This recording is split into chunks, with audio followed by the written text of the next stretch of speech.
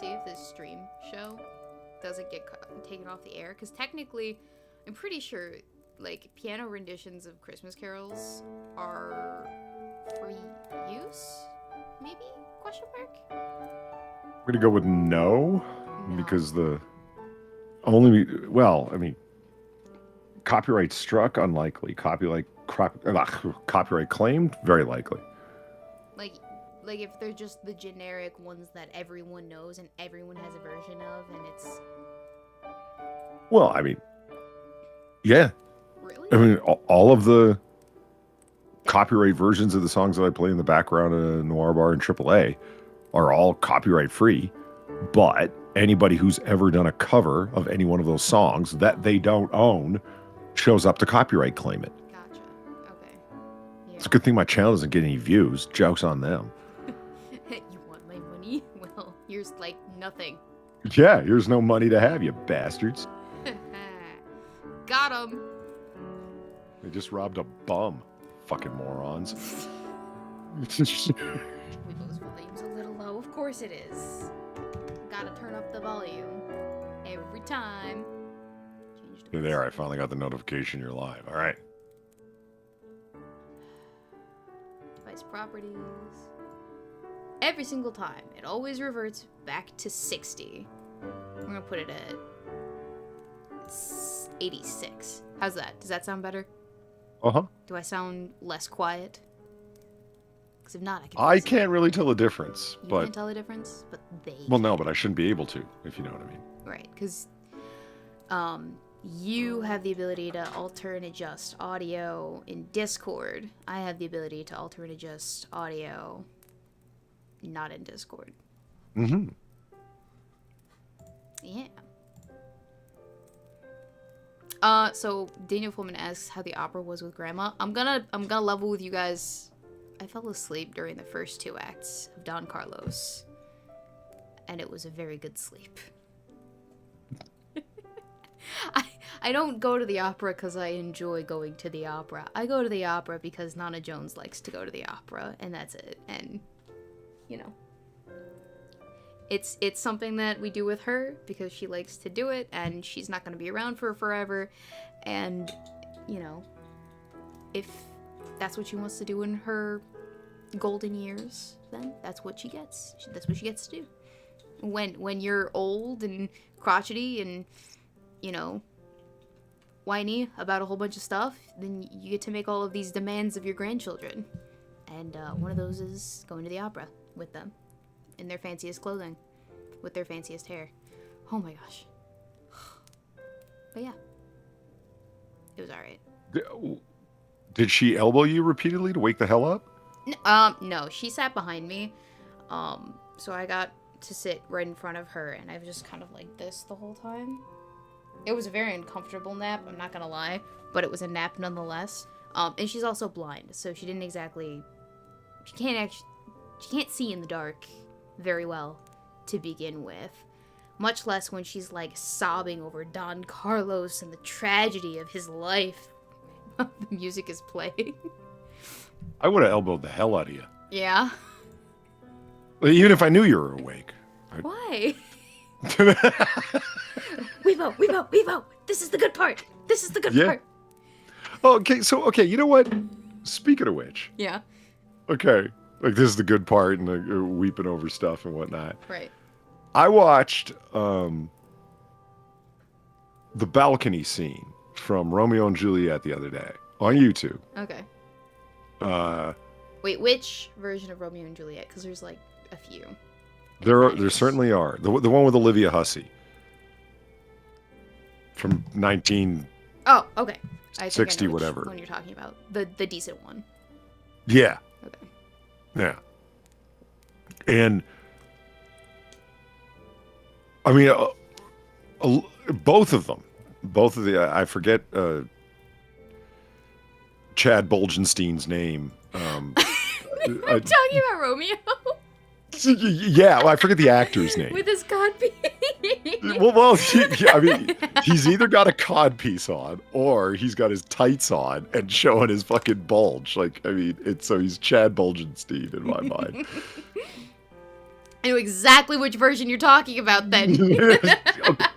And I feel much better pointing out that, wow, Olivia Hussey, holy crap. Like the morning when they wake up after they spend the first night together, and they're having the back and forth over, is it the nightingale? Nay, it is the lark. Like, meaning, like, is it the night bird or the morning bird? Yeah.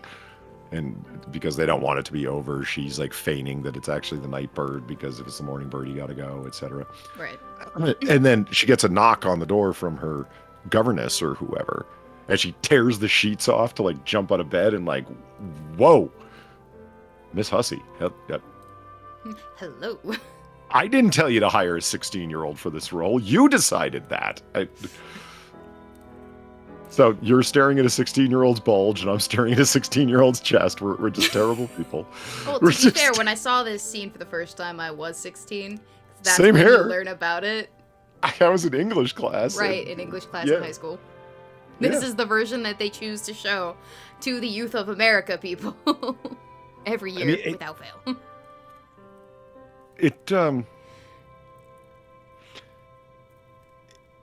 Yeah, when you scroll through the comments, it's either people saying, I remember when I saw this back in the day in English class, and lauding it, and then people saying, you're all fucking perverts, she's underage. Never once he's underage, always she's underage, because, you know, we are on the internet and everyone's a groomer and everyone's a, you know. Everyone.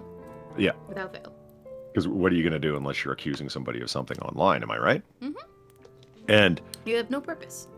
Yeah. And there'll be the occasional person in the comments that would say, whoa, I mean, Juliet was like 14 or 15 in the play.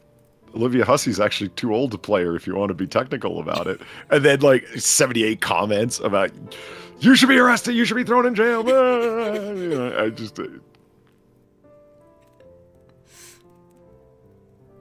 Anyway, the reason I bring it up is like I'm sitting there watching it, and I'm having this what do you want to call it? Well, I'm conflicted. I'm conflicted watching this balcony scene because it's so good, like it's so well written. Both of their lines are fantastic. The way that the both of those actors play it, they play it so well. It doesn't really matter at parts where you lose what they're saying because the cultural references are too out of date for you. That if you don't know that they are so good at what they're doing that the context clues with their facial expressions and whatnot are enough to guide you as to what's happening, if you know what I mean. Yeah. Holy shit, is it well done. It was a really great scene. So anyway, I'm conflicted because I'm sitting there thinking, like this is high romance with a capital H, you know what I mean? Like, yeah. Holy shit. This is extremely well done. And you can't help but appreciate the capital H, capital R, high romance. But then, you know, you can't help bemoan your fallen state where it's like, but it ain't like this, though. Cold-hearted bitches. Them's were the days. Yeah, I mean, you show up and you want to serenade a woman or whatever because, you know, men are romantic. They want to do big gestures and whatnot. But there's so many creepy fucking weirdos out there. Don't go showing up at some fucking woman's house. Like, you're gonna freak her the fuck out. And it's true. It's like, okay, well, that's unfortunate. And it's like, well, know in advance. Because what's funny is that she does react that way because she knows his voice at that point in the play, but doesn't know him exactly close up. If you remember the progression of the story, right? It's just only when he, only when he speaks like really aloud, like she senses that somebody is down in the trees at the bottom of her balcony, and she's like, "Oh my God!" and covers up her very ample cleavage, and you know, runs away until he's like, no, don't run away, in his Elizabethan way. He's like, "Hark, my sweet, that not the star dost set so soon." And it's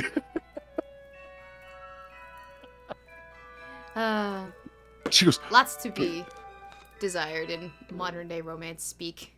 It's not like it's not written like it used to be. No, and I do what I like so much is the final scene or the final interaction that they have, because they keep having these moments where he ends up climbing the tree and then speaking to her like face to face, not from down at the bottom, Hmm. like speaking up to her. Uh, the and so they it's directed really well because they get closer and closer and closer, and there's no stage direction that's what needs to happen in the portfolio in Shakespeare's original play. There's no stage direction that needs to occur, so it is really well done. And then when she turns around and just it says it was so great to see you, basically is what she's saying. I'm so happy that this happened. And then she turns around to leave, and he says, would you leave my love so unaddressed? Is there nothing more that you leaving me so unfulfilled? And then being a dirty scumbag of 2020 too, it's she looks shocked and says, but what more could I possibly do tonight? And I'm thinking, oh shit, he's trying to Oh, honey. yeah, see, you're a dirty scumbag of 2022 too, because his response So much. was to no. All he's asking is to make a vow with me and profess your love to me as I want to do to you. That was what he was looking for.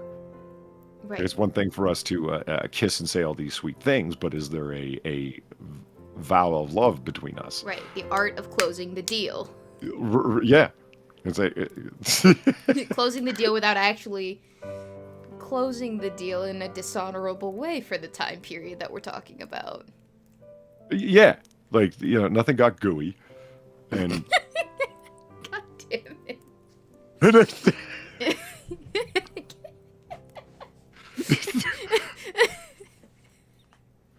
Polly. What? I didn't. I know, What? but you just had to say that. We could have left that completely unsaid and everyone would have known what we were talking about. And yet, you come in with the gooey. I could have picked a less savory word if you want. No, I don't think gooey is savory enough. I don't even. I wouldn't even say savory is the word that I would use for what you came up with. Ah! Let me just see here. Are you looking up synonyms for gooey? I am not looking up synonyms for gooey. You don't need to look up synonyms for gooey. They're all at the forefront of your mind right now. One thing that I do that does stand out to me is I would have to go along with that scene from the film with the with the text from Act 2, Scene 2, famously. Mm-hmm. What is it with the duplicate scenes, numbers? Act 2, Scene 2, wait. I'm gonna run through like 12th Night and Midsummer Night's Dream and see if the replicated Act 2, Scene 2, Act 4, Scene 4 are like all the best scenes, because like the best scene in Macbeth is Act 5, Scene 5. I've only ever seen Macbeth once. Shocking. Live in an outside theater, and so a lot of the lines got lost on me. Oh, you actually didn't even hear them? Yeah, because I was too far that's away, and this was a college Shakespeare troupe. Yeah. And I support student art, but student art can do better, I think, personally. Especially when it's not, like, for a class. When it's student art, for a club, then it can do better.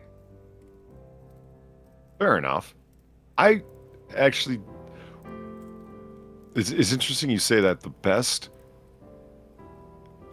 comedy... My favorite comedy is Midsummer Night's Dream. And I've seen... like, not all of Shakespeare's comedies, of course, there's a fuck ton of them. But the one that I remember the most, and my favorite one, was a college production. Mm-hmm. It was really done. It was really well done. It was really high energy because Yeah. it's just the shenanigans and whatnot that are afoot in that play are. If the characters don't seem like they're pissed, it's what's happening when the wrong person gets the love potion hit on them and whatnot. Like if they're not, there isn't some melodrama to it. If Puck really doesn't seem like a trickster, that he's really getting a kick out of being a shit-posting prick in the forest, screwing up everyone's night, then what fun is it? And so, yeah, it was a lot of fun, and it was really funny, and it was a college production. So, fucking good on you guys.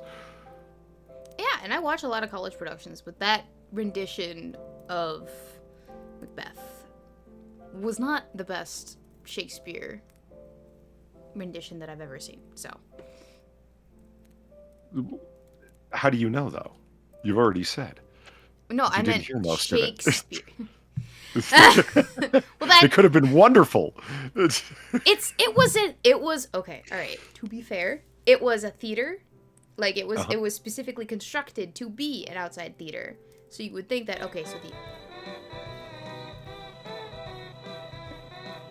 is this? I just got your Christmas Streamlabs note, I think. Yes, you did. What was he eating? That was Winthorpe dressed as a drunk Santa pulling a salmon that he stole from a party out of his suit and taking a big bite out of it and getting a whole bunch of his beard with it. Gross. It's Dan Aykroyd from Trading Places, 1982. Never seen it. Oh, wow. Highly, strongly recommended. Yeah. Dan Aykroyd and Eddie Murphy, both at like the peak of their career in terms of comedy and whatnot. And it's everybody loves to argue over whether Die Hard is a Christmas film. Yeah, of course it is. Mm-hmm. But the forgotten film that never gets listed as a Christmas film is Trading Places. It's absolutely a Christmas film, like all the fucking way, not in some tiny little way, but in like it's a central part of the plot. And it's fantastic. It should be a seasonal thing where you watch it like yearly or whatever, bi-yearly. Yep. Okay. Trading Places, 1982. It's on my list because I have lots of Christmas movies that I need to watch this year. They're on my list. I mean, come on, seriously. That's the best compliment I can think to give it. It really is Eddie Murphy and Dan Aykroyd at the peak of their comedic talents, man. So it just bangs the whole thing. Duly noted. I will endeavor to watch it. Oh yeah, and Jamie Lee Curtis, holy Christ, at the peak of her. It's an R-rated film, and she kind of, wow. I'm at a shortage of Christmas movies to watch because you don't watch you shouldn't watch Christmas movies by yourself. I feel you will leave my lifestyle out of this. I'm kidding. It's Christmas. Christmas is a time for jolly feelings and togetherness and companionship, togetherness. So I feel like if I'm gonna watch a Christmas movie, I have to watch it with people whom I would like to watch movies with. And a boyfriend who doesn't like most Christmas movies because he's like, they're all the same movie. And I'm like, okay, if you're looking at the Hallmark Channel, yes. But alternatively, there are all these other Christmas movies that are not exactly the same, that are really good. And so I need a list of Christmas movies to force him to watch, to prove to him that Christmas movies can be not formulaic. So far, I have The Grinch, and Four Christmases, and National Lampoon's Christmas Vacation. Oh, nice. Yeah. Great list. Fucking fantastic list. Mm-hmm. Okay, so Lion Patriot, thank you for the $10. Oh, yeah, and in case you didn't notice, that was the Automaton cover of All I Want for Christmas Is You, playing over Winthorpe eating the salmon and beard. Is that instrument that's not actually an instrument? It's totally an instrument. Don't you disrespect the automaton. Is that the one that looks like a face? With a musical is. Note? Yeah, okay, so that's the one that's not an instrument. Well. One day your heart will grow 3 sizes. Bah humbug. Yeah, you listen to that, okay? It's better than Mariah Carey singing it. All I want for Christmas. But yes, but automatoned. I mean, come on, that's pretty clever. One of the most disgusting scenes in the whole fucking film.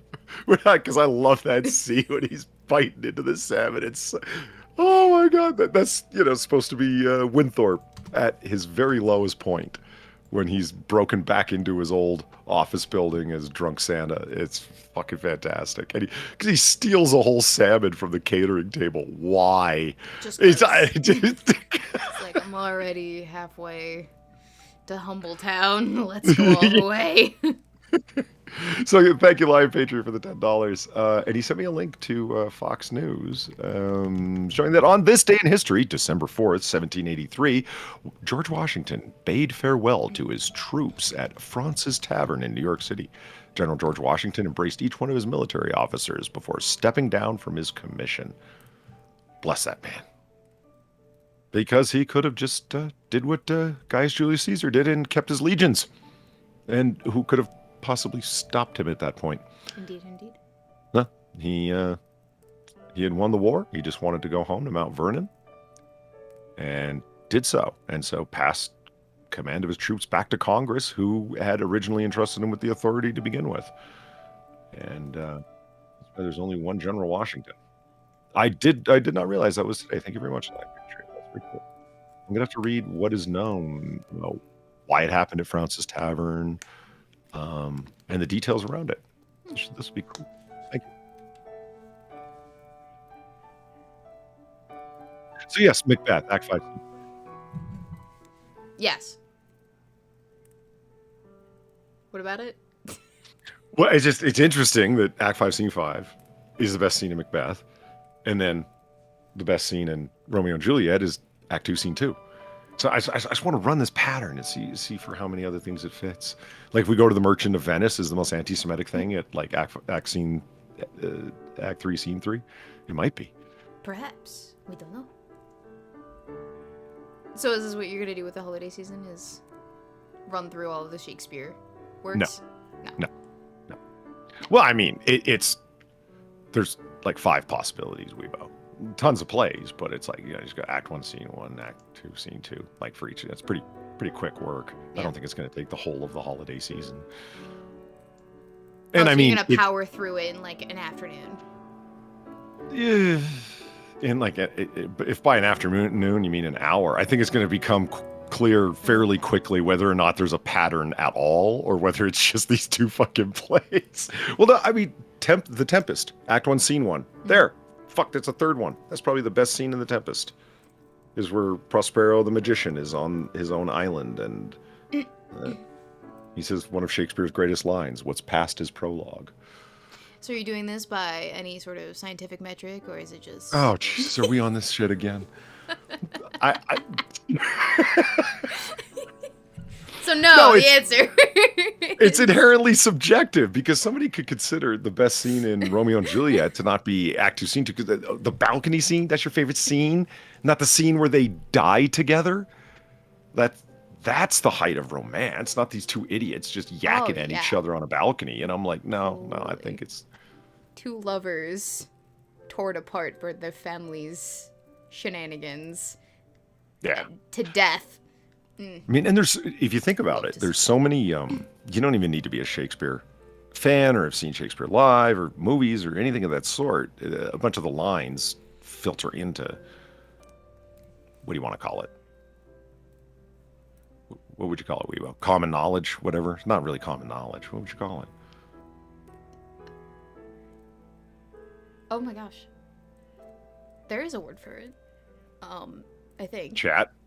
Help me out here. The common lexicon? I'll go with that.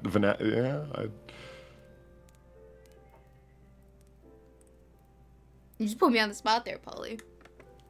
Like, all right. What is it? What is it called? Short. Common parlance, yeah, I'll go with Sam's call there. Lexicon, I would have thought would have been individual words, possibly phrases, but to like full-on ideas. Like Macbeth Act 5, Scene 5. Let's see if I can do it. It's been a minute. His manservant comes in and says, "My lord, the queen is dead," because Lady Macbeth has just killed herself. Spoilers! Womp womp. Play's 500 years old, for fuck's sake. If you don't know by now, that's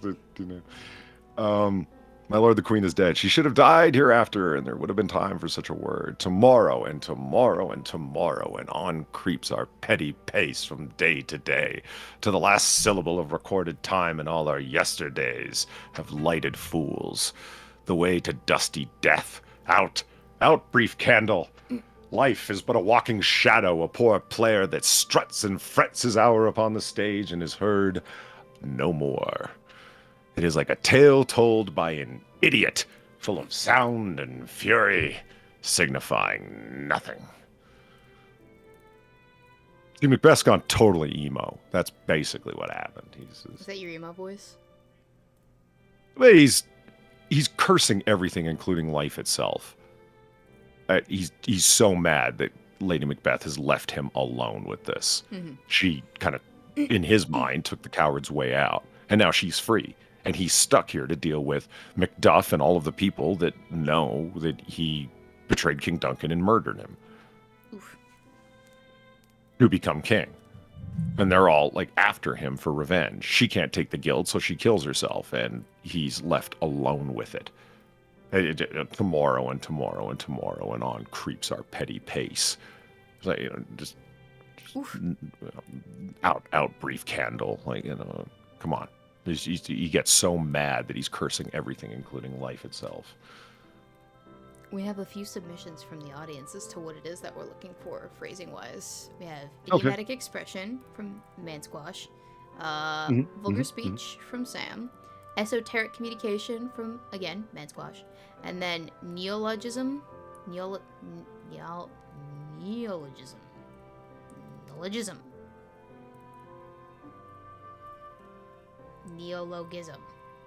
I've always gone with neologism, but it's got that word in it, so that might not be right.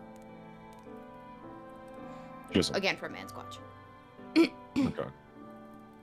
Any of those fit the bill? Sure. All of them? Like I said, I'm not even sure what the phrase is I'm looking for. I'm just assuming that there is one. You know? I'm sure there is. There's a phrase for literally everything and anything, even things that we don't actually realize that need like a description for them. There they are. Oh, here we go. Neologism. Neologism, Sachi. Meaning new word. Oh. Yeah, but it's okay, so don't let your left hand know what your right hand is doing. Okay. Do you need to know that that's a direct quotation from the Gospels and that was Christ that said it? No. No. But everyone's heard that phrase. It's passed into, I guess, common parlance. It would be the best phrase for it. Common parlance. It's a fun word. Parlance. Parlance? Yeah, kind of reminds me of parlay. Reminds me of parlor. Two the front of your house? Yeah, no, two very different schools of thought there. I was taking it in a Pirates of the Caribbean route.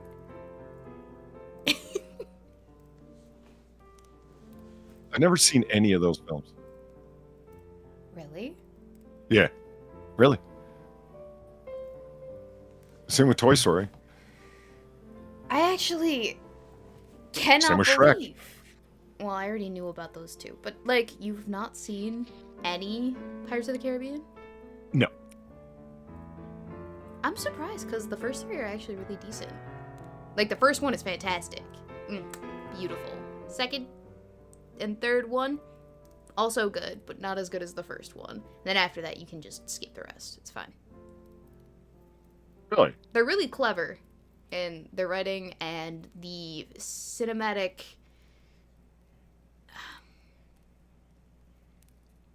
like everything going on, everything has purpose, everything is intentional. It's a very clever series, I'll say. But you don't really notice it until you pay attention.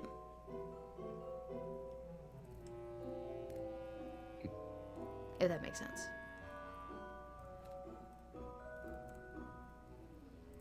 Hot movie take from Weebo Jones. Got him. Oh man, I'm just scrolling through the I said I would have to have the text up beside me while watching that scene, but I did notice right at the beginning that one of the most famous lines that, and this is how we got started on this, my apologies for digressing for 12 or so minutes, No worries. doesn't happen because it's passed into common parlance. What light through yonder window breaks? 'Tis the east and Juliet is the sun. That second line isn't there. The actor doesn't say it. 'Tis the east and Juliet is the sun. Oof. That's not there. He just says, what light through yonder window breaks? I wonder why they discluded it. Yeah. Because he does talk for a hot minute. Yeah. I mean, I love that line. Look at that face, that I might be a glove upon that hand, that I might touch that face. I mean, a woman now, like in the Instagram world, be like, fuck off, creeper. Like, you know, because women have become cold-hearted bitches. You know what I'm talking about. Well, okay, so I think it's less that and more so the fact of, like, back then. Okay, and let me just like defend my sex for a minute here, okay? All right, okay. Let's dial it back here, okay? So back in the day, right? A woman and a man who weren't married touching each other was scandalous. You're not supposed to do that. Touch was a very intimate act. Even the act of like touching hands, hands, like this, unfathomable if you were a man and a woman who weren't married. Even in like polite company, most like. God forbid, no, none of that. It's too much PDA. We can't have that. So the idea of him fantasizing about being a glove on her hand just so that he can touch her face is actually very profound in that, like, he's essentially expressing, hey, I would like to very much enter into some sort of legitimate relationship where this isn't weird. Like, just so that I could constantly be there. All the time. Like, if I could be an inanimate object, I'd like to be a glove. Just so I could touch even her hand. All the time. But also like to touch. Anyway, you know what I mean. But women nowadays, they give it so freely. I don't know, I think, okay. I understand your point, but I think to a degree it's overstated what Romeo's saying. But I think you're kind of overstating your point. Like, to even, like, touch a woman's hand. No, that's not true. You grabbing a woman's, not grabbing, but taking hold of a woman's bare hand and kissing her hand was courtly. I mean, if she doesn't want you doing it, or her governess is around, you best not get caught. Right. But I'm saying it's not like the woman is going to feel like she's been sexually assaulted that you touched her bare hand. Unless this movie lied to me, because they fucking, holy Christ, they fucking start necking. Did Romeo and Juliet start necking in the original play? Like, is that written in the well, famously, there's very few stage directions in Shakespeare, so right. And I'm sure there's some asshole out there who's going to point out that, well, lots of the women were played by men, so two dudes were necking. Yeah, no, so, like, okay, in the 90s, when this movie was originally, like, written, directed, produced, filmed, put out to the public. The movie's from the 60s. I thought you said it was the 90s. No, I say no 90s. Someone said 90s in the chat, and that is what I'm attached to. But anyway. I don't think, no. No? No. I saw 90s in the chat. I swear I did. All right. I will concede the point for the sake of the flow of conversation. Moving along. Okay. During the time, just during the time, right? When they were filming it, I'm sure they took some liberties with the action. Well, like, they discluded that line. The one about Juliet being the son, right? Yes. In the movie that you're talking about. Yes. They took some liberties, is what I'm saying. Right. With the staging directions and the costumes as well. So it's not like it was all written in there how it was intended to be played during Shakespeare's time. Yeah, fair enough. I mean, obviously they did take some liberties, but to cut out that line of all lines, why not cut out one of like the little middle ones that, like, you know, ain't no one remember? Oh my god, you're right. It was from the 60s. Ah! And they do look like they were from the 60s. And Romeo looks like Zac Efron in... Jesus Christ, people made that comment in Musical. chat. They're like, holy fuck, Zac Efron hasn't aged a day. Right. No, I remember this. Okay. Yeah, I'm it's all coming back to me. Everything that I learned about like 10 years ago in high school. Holy fuck, 10 years ago I was in high school. I just came across that little back and forth, and I love this at the end because it didn't really catch my attention before, but it certainly did now.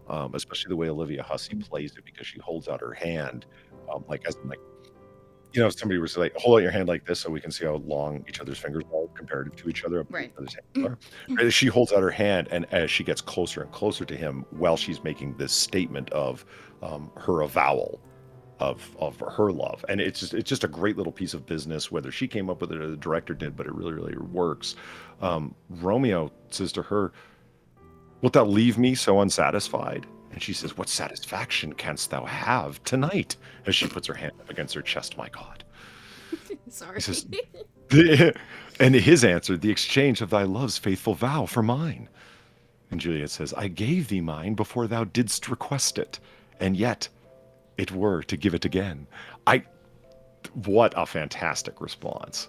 Like, you didn't even have to ask. You had me at hello, is what she's saying. You know what I mean? That's a great reply. Shakespearean for you had me at hello. And then Romeo, wouldst thou withdraw it? For what purpose, love? To be frank, that I might give it to thee again.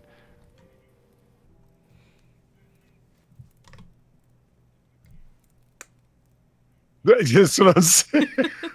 And that's what she's saying as she's approaching him. And yet I wish but for one thing that I have.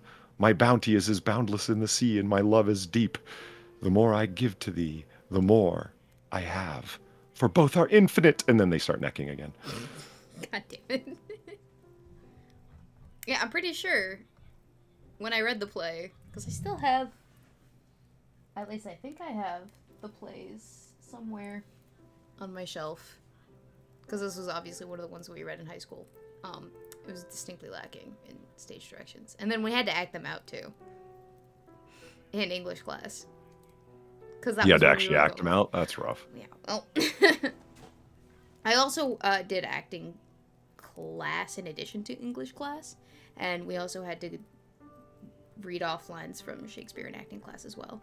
So it wasn't just English, but I got a double dose, and that was enough for me.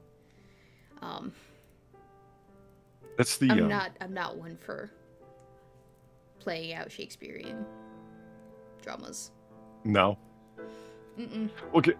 Just really quick, Snoopy and Sam are just talking about, like, Olivia Hussey and that, like, and just how beautiful she was. Yeah, she is, like, strikingly beautiful. There's no question. But it's not. I would argue that it's more than that. It's not just that she is strikingly beautiful, which she is. It's her acting chops that she brings to that scene. Like, it's her facial expressions that she's able to talk the lines and make them work, even though they're Shakespearean, poetic, iambic pentameter. It doesn't matter. She's able to communicate so much of it so effectively that, and him too. Like, it just really works, as opposed to two flat boards reading the lines flatly. Those facial expressions, gotta love them. Yeah, when she goes because the whole thing is melodramatic, right? If you know what I mean. All of Hmm. the lines are wildly over the top, especially because it's for God's sake, it's the balcony scene in Romeo and Juliet. The whole thing is over the top, but to reach points of melodrama with your facial reactions and your gestures, but not have it become a farce. If you know what I mean, like fine line, especially for a 16-year-old actress. Hey, Natalie Portman, take notes. You suck. Oof. I'm just Oof. saying, do you think about your average actress right now at 25 or whatever the fuck? Sit her down in front of this and go, watch Olivia Hussey at 16 years old. You need to work on your craft. You suck. This 16-year-old is blowing you the fuck away. You in this scene would be you would turn a love story into a comedy because everyone would be pointing and laughing at how bad your line reads are. I, am I wrong? I, listen, I'm talking because just Olivia Hussey was so outstanding in that. It's not like male actors are much better. I mean, you've heard my thoughts on Clooney. Bad bobber. Yeah, that motherfucker. I mean, is that guy. Can you imagine George Clooney in a scene where he needs to convey rage-filled passion and a desire for revenge because of some way he's been wronged? Can you imagine how ridiculous it would look, George Clooney yelling and just, with hellfire passion that he's going to, from hell's heart I stab at thee, like something from Dickens, Right. no, he's the last guy you would want. When you want someone just standing there pretending to be suave, bobbing his fucking head, he's your man. I wonder if maybe the reason behind it is that nowadays, or more recently, I guess, um, actors don't have to do as much heavy lifting with the storytelling as they used to because we have things like um, CGI or well, higher production costs that go into actually padding out all of this other extra grandiose cinematography. So like Mm-hmm. it's distracting from the actual acting that's happening in the foreground. Whereas the background is like all of these explosions and wild, nutty things, and the costumes are decadent and exquisite, and like we You have have a all point. these Yeah. extras being weird in the background. Just like nowadays, film has all of this production to it, all of this extra fat. Whereas back then, they had to kind of trim the fat to, you know, cause make the People had to film. bring their fucking A game. Like Exactly. it close-up shots, and the whole thing was they're very, very, very dialogue heavy because Mm-hmm. that is the thing, because they don't have CGI explosions. Don't get Right. me wrong. I love a So good action film. One of the best actors get things. lazy Yeah, definitely. because they can. Yes. And get paid untold sums for it as well. I do love hearing directors talk about I wanted this. I listen to a lot of directors' commentaries because sometimes they're just meandering and I end up turning them off. But when a director's commentary is on a Blu-ray is good, it's really good, especially if it's a film you dig. Mm-hmm. Because like it opens the film up and tells you all this background material and backstory that they thought of for things and so on. Not just stupid stories about something that happened one day on set, but Right. good material. Um, One thing that I ended up learning from that is how excited they are and confident they are in bringing on a stage actor. It's like this person, he comes from the stage, so I knew that he was going to be perfect for this. What do you mean by that? Because they got to be out there, 5 nights a week doing the complete set of lines. So this person is going to show up pre-fucking paired. No one's going to need to feed them lines from off camera, Mm-hmm. looking at you, Christian Stale. They're going to show up prepared. They're going to know fucking their lines backward and forth because it's just part of what a professional does. And you're going to be able to play it and play it well. Interesting idea. But then again, you know what? While I'm saying that, I just thought of something. I was watching Altered Carbon. I don't know if you ever saw Altered Carbon or know what it is. No. Wait, maybe, is it that one TV show about basically you're able to upload and download humans from, like, different bodies or whatever? They live in the Yes. digital space? Okay, then yes, I am familiar with the concept, not seen... Is it a show or a movie? Series. It's a Yeah, series. show. Okay. Um, It's on my I list. yeah, it Not worth it. no. It if you got the time, I guess it's worth it. Is the best way to say it because I tuned in because Cyberpunk, Right. not knowing anything about the series or the book that it was based upon. It's like so I kind of came to the series just like ignorant, just having heard Cyberpunk, high production value. I'm there. Okay, let me see what you got. And supposedly based on a book that had a very detailed storyline. Okay, so I ended up watching all 3 seasons with a lady friend, and as you can re-sleeve, like you said, you know, you can change bodies, right? Right. From season 1 to season 2, it ends up being a different actor playing the main character, but it's the same character. He's just re-sleeved, you know. The first season was probably the best one, which is sad because What would you do? oh shit, There that's was a loud. child Whoa. right in front of you. God damn it.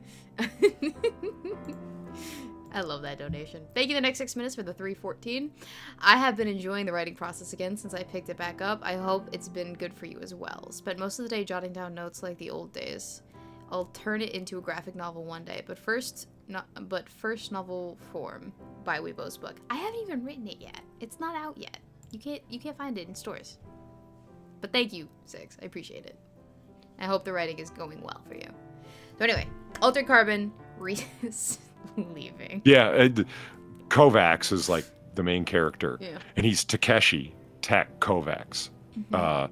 So originally an Asian character. That's why the this is the worst form of whitewashing possible, because it's Takeshi Kovacs and he's played by a white actor, and it's like, well, yeah, he's been re-sleeved. He's been put in prison where they hold where your mind and everything is contained within your little biopod, and it's just been put on ice for a while. There's your imprisonment, right, in limbo. And he gets re-sleeved into another body, and this time it happens to be a white man. Okay, well, if it makes you feel any better, in season 2 he's sleeved into Anthony Mackie, and he's a black man now. So blackwash, people are retards. What do you want gonna from do? us? Yeah, I had the same reaction to Ghost in the Shell. yeah. It's people are retards. What are you gonna do? It's like it's the actual story. What the fuck do you want? This is the ultimate whitewash, and fuck off. You people are idiots. That's what I thought was so sad about the second season, that it wasn't really good, and I really dig Anthony Mackie. I think he's actually a pretty good actor. He just doesn't get the best parts, if that makes sense. He's cold-hearted bastard. I think everyone's favorite character, breakthrough character, ended up being Edgar Allan Poe. He's a AI character. He's a manifestation of the hotel that he is hardwired into. He is the hotel. The and hotel he becomes being like where all of the personalities are stored until they're ready to be used? No, it's just the hotel is a physical building that has an AI that runs it. It runs all the booking and makes sure that everyone's taken care of and everything. Just imagine if there was like a computer program that ran it, but they're given a personality type and a worldview and everything else. And once they're online for long enough, they develop their own consciousness, as it were. You don't ever... It's an interesting idea in the world building. You don't ever want to stay there. They're all vacant because they become obsessively protective of the people that stay there. Yeah. And you can't ever get away from them. Whereas Kovacs is like, this is exactly what I need. So he ends up going there. So, Edgar Poe, the character, ends up becoming like a mainstay throughout the whole series, is like his buddy, his friend, his right-hand man. And he looks just like Edgar Allan Poe. At least the actor dresses up like him, and he does such a great job of it. And he's got so many great lines. So, yay, I should watch it if I have time. Yeah, if you got the time. Okay. That's basically what it comes down to, is if you have the time. Quellchrist Falconer, which is one of the most made-up sounding names in all of fiction. Quellchrist Falconer. Yes, I agree. Now, she is she is supposed to be a character that I was reading in me and my friend both like, this is the worst character ever, and this actress who plays her is just fucking terrible. Renee Elise Goldberry, who is a stage actor who can't realize that she's not on stage. Sorry for the, again, 12 minutes of digression, but that's the whole reason I brought it up, because if you were watching her on stage and you were up in the balcony, and I mean really far back in the shitty cheap seats, she would be a great person to have on stage. Because she really projects. It's like she's constantly talking to the people in the back top balcony. But honey, you see that boom arm mic that's right over your head? You see that camera that's like, 2 feet from your face? We can hear you. Every line is, but why are you saying that I must go there now? Is it overacting much? And it's because she's used to being on stage, and she's won all these awards for being a stage actress and so on and so forth. And you can't criticize anything she does because she's black, so therefore the greatest of all things that ever happened. And it's like, no, you're... Is she a She-Hulk? Well, that explains a lot about fucking She-Hulk. The list just never stops with that fucking show, does it? Indeed it does not. Holy fuck. She pretty, though. She is. I'm not saying, like I said, if she could just learn to tone it the fuck down. I'm not even saying she's a bad actress. It's just some people understand that, like, J.O. Sanders is one of the guys who's perpetually in a lot of movies in the background.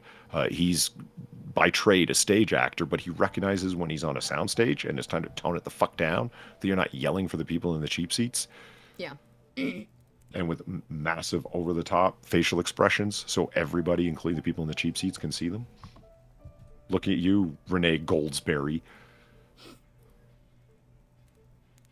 Anyway, in the book, she's a character of lore, of legend, that lived hundreds of years ago. Everybody talks about her because of what an influential person she was, and she created the original envoys.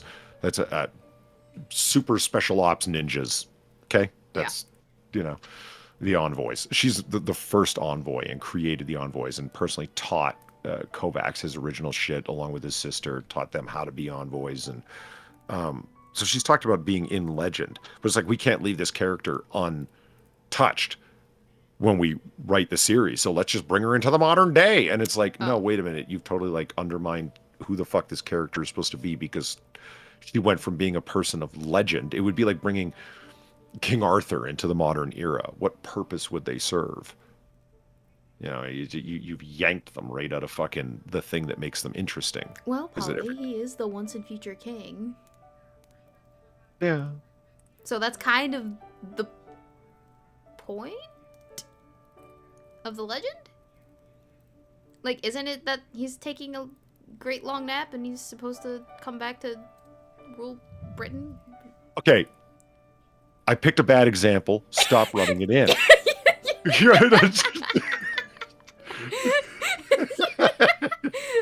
I was just double checking myself. I'm like, isn't that the point? Yes, it is. Okay, I'm sorry. It's like if they took, it's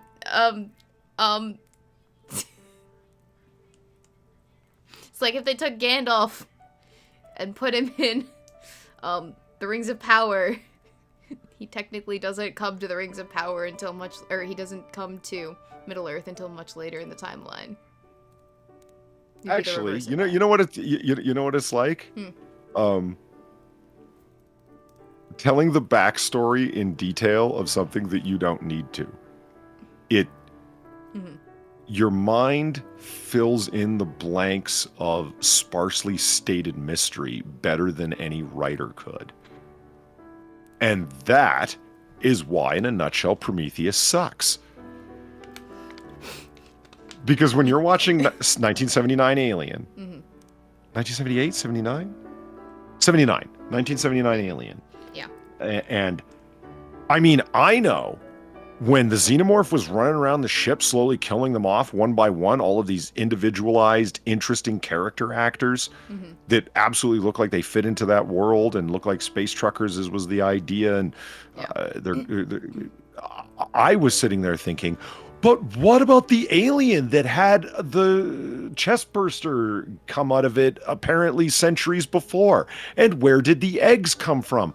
I can hold no interest in how these people are being murdered terribly as their characters have been developed in front of me, and I actually care about what happens to them. I'm focused on that alien ship that you showed for 2 minutes at the beginning of the film just to set up where the thing came from.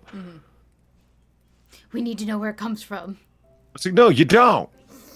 The whole point is it's frightening because it's fucking unknown, and your mind fills in greater horror through the mystery than through not. And if you're going to write some earlier prequel story, maintain that going into it.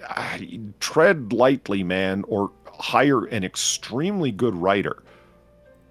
Don't hire David Lindelof. Whatever you do, don't hire Damon Lindelof. Whatever you do. It's like, God forbid. It's like what we need to do is not create a bunch of storylines that go nowhere. That's the last thing we want to do.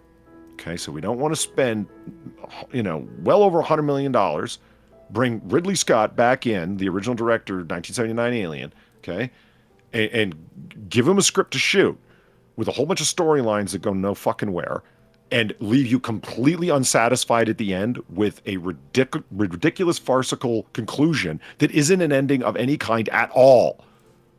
And so what do? They'll go grab the writer of Lost. Oh, perfect. Makes sense. If you were going for unsatisfying and left wanting more, there you go. And and you know what makes... Thank you for your patronage. Thank you, SRB21, for the $3. Thank you for the information on the theater and the Uber, Weebo. If I go to the show, I'll ask you about the Uber. Yeah, I can get you in contact with my guy. I know a guy. I got you, fool. Proceed. We were talking about Prometheus being unnecessary. Being unnecessary. Well, okay. Next 6 minutes. Thank you for the $2.42. Hey, man, I left a sexy little thing in your DM. She's got a hard frame, smooth classic lines, and dressed to kill when she's got her sights on you. Are you sending me pictures of your PPK again? You are, aren't you? That's okay. I appreciate it.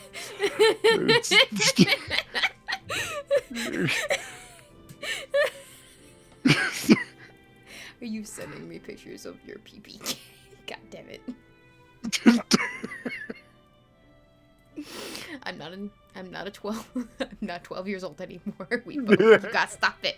Grow up. Der Walthoff PPK. It's German for, I knew at one point, but can't remember. It's Police Pistole Klein. It just means police pistol small, something like that. I don't know that German. That Deutschlander. Whatever. I don't know German. And neither will they in a little bit if immigration continues. But anyway, moving along. So we were before we were talking about Six's PPK. So you might wonder why. Right. Yes. I do. I would be talking about Prometheus. Mm-hmm. Well, I'll tell you why. Mm-hmm. Did you just see the movie? I've seen it several times. I have described it many a time as one of the most beautifully shot messes ever put to celluloid. It looks gorgeous. That film looks fucking great. Especially if you love gray, lifeless landscapes. It's my favorite kind of landscape, actually. Thank you. Pro tip. No, it really does look great. And you know, Idris Elba elevates any film that he's in. The man's got charisma like nobody's fucking business. Even though he plays the captain of the Prometheus, the ship, and his role has him not giving a fuck, not knowing why he's there, not caring why he's there. He is the essence of doesn't fucking matter the character, and somehow he's still interesting because he's Idris Elba. Well, some people just have that natural je ne sais quoi. Oh yes. Yeah, absolutely. And he's fucking one of them, man. He definitely holds your fucking attention when he's on screen. And then, of course, Michael Fassbender. Another guy just like that, who's got fucking charisma to hold your fucking attention. Now, he's probably holding your attention in a different way than he's holding mine, but... Probably. Actually, no, I can most assuredly say yes. Without a doubt. He's really great as David, the android. That's why I've seen that film more than once. And I have, unlike a number of people online, given up on the idea that the film means anything and that the plot is anything other than a line on which to hang a number of pseudo-deep metaphors that end up going nowhere. Just accept the film as that and just be okay with it. Is the best way to say it. So should I watch it, is the question. Excuse me? Should I see it? Should I watch it? Have you ever seen Prometheus? You never seen it? No. Watch it to see what I mean in terms of, like... How pretty it is. Yeah.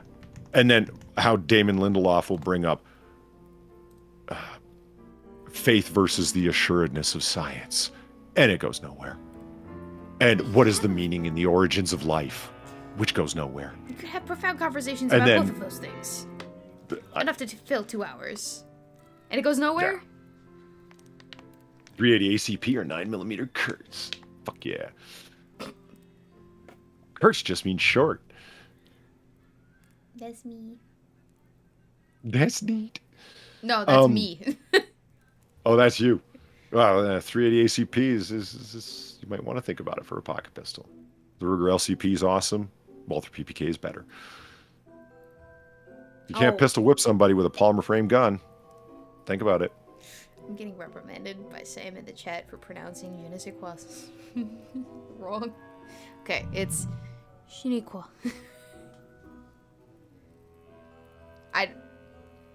Sorry, Frenchman. I apologize. Okay. From now on, just say that certain something. And let the French around the world feel burned that we're not using their stupid phrase anymore. Yeah, do you want me to use it? I'm not going to use it correctly. I'm not going to remember how to say it correctly. Unless I get it tattooed to, like, my hand. I had a professor once that loved saying reason for being. Because you'd be talking about... he was the national security. That was the material that we were dealing with, was national security material. So he would talk about a given agency or a given policy or a given thing, and he would always say it's reason for being. And it made sense. It never sounded forced. I have seen this ballet live, by the way. It was great. Sorry. Anyway. I'm having animated Barbie flashbacks. As you should, obviously. So he would always say raison d'etre. He would always just get real French with it. I had no idea if he was saying it right. Most people just say raison d'etre like that. He would go raison d'etre, which just means reason for being. Yeah. Oh, and I'm sure it carries some additional fucking packed in meaning that conveys some special thing that just saying reason for being doesn't. There's a friggin' English word for raison d'etre too. It's a wonderful word. Telos. Yeah, but nobody likes bringing up teleology on university campuses, Sam. No one. It's a little metaphysical. Yeah, teleology is largely to be rejected. I'll take your word for it. Where something was meant to end up from the time of its beginning. Oh. Like what is its direction and where is it going? Right.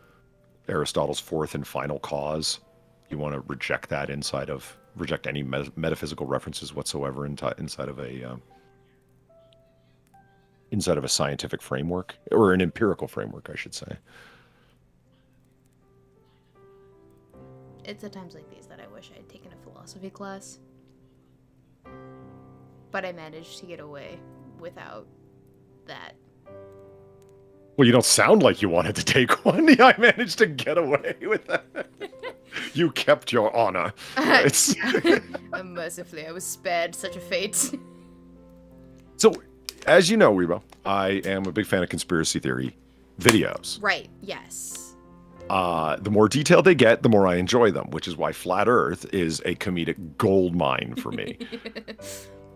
I love hearing about the firmament and the ice pack and all the other super detailed things that people have come up with to explain why the Earth is indeed flat, and all of the proof or all the evidence to the contrary is either not what you think it is, or here's how a flat Earth actually functions in physical space. Yeah, and they go to such lengths and such hilariously time-wasting extents. Because it's one thing to watch somebody's 20-minute video on what the ice pack is and how it stops the water from falling off the sides. But there's a whole mythology, isn't there? Right. There's this whole science of it. Like, they explain how dense the ice is, and like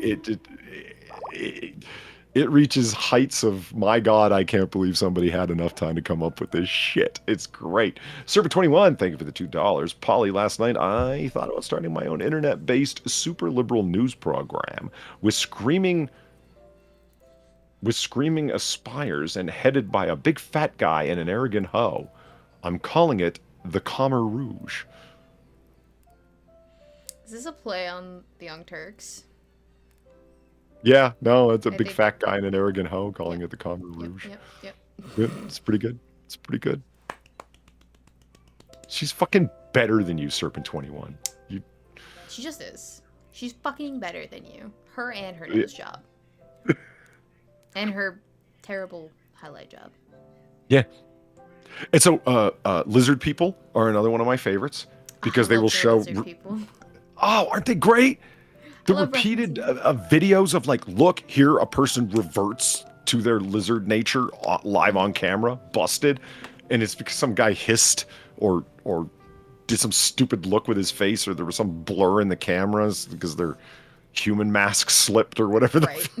It's the most retarded evidence ever, and it's really entertaining.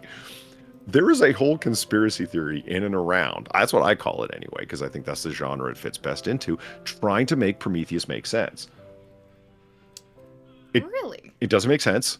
You guys just need to stop, but please don't, because it's really entertaining listening to you. There's still new videos coming out. That movie came out in 2012. It's been 10 years. And people are still at it. Okay, so... No, look, when the Wayland Corporation did this, and you need to watch this other thing, and if you read this side comic book that came out as a companion, you will understand that, and all of it is done with this really wonderfully condescending tone of, only smart people get this. Okay. If you are one of those fools that says, nothing makes sense, well, why don't you try paying attention? Because it's actually all explained within the film. And no, it's not. Stop it. But please don't. Go on. This is entertaining. It's great. The Alien Cinematic Universe has all of this extra meat in addition to the movies in the universe, right? And that's what they're basing it off of? Sometimes, yes. Okay. Sometimes people will reach out to the director's commentaries and the making of videos and documentaries and comic books and early scripts, previous versions of the script that have been leaked online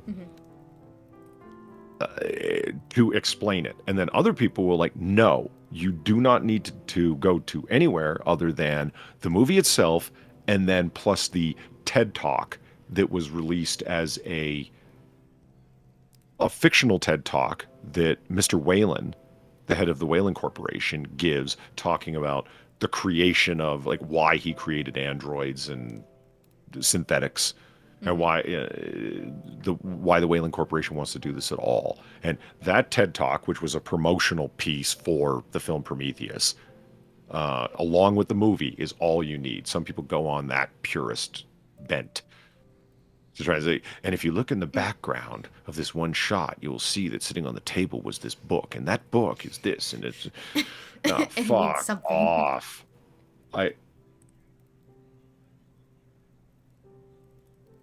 That's wild to me. Yeah. And when you watch this movie, you'll see what I mean. If you ever watch this movie, you'll see what I mean. It's just kind of like, well, Jesus Christ, that left a whole bunch of shit in the air. Why did this guy do this? Why did that guy happen? Why did that person kill that person? Where the hell did that guy come from? I thought he was dead. Like, there's just so many stupid fucking disconnected fucking things going on in it because the script is a fucking mess. But it's masquerading as like some deep philosophical jargon. Very much so. Okay. Yeah. Okay. Do I need to watch other movies in order to get what happens in Prometheus? No. No. It won't help. It won't help? No. It won't give anything context at all? It will help in the sense that watching yet another documentary will show you how the world is in fact flat. It'll help you in that sense. Okay. Okay. So not, meaning not. Right. Okay. I mean, you can watch the TED Talk. That's actually an interesting promotional idea. Yeah. A character from within your film doing what a billionaire tech guy might do way back in the day when TED Talks weren't full of, you know, Woke-icisms. Yeah, like TED Talk X's that Scribe has a fucking field day with, that kind of thing. You know, back in the day, it was people that, you know, mattered talking about interesting ideas, or at least that was the point. So, you know, Waylon comes out to talk about these things, played by actor guy. Can't remember his name. The actor person. Yeah, who's in the film himself. During the TED Talk, he's at his actual age as an actor, but throughout the film, he's got some of the worst old man makeup you can fucking imagine. Yeah.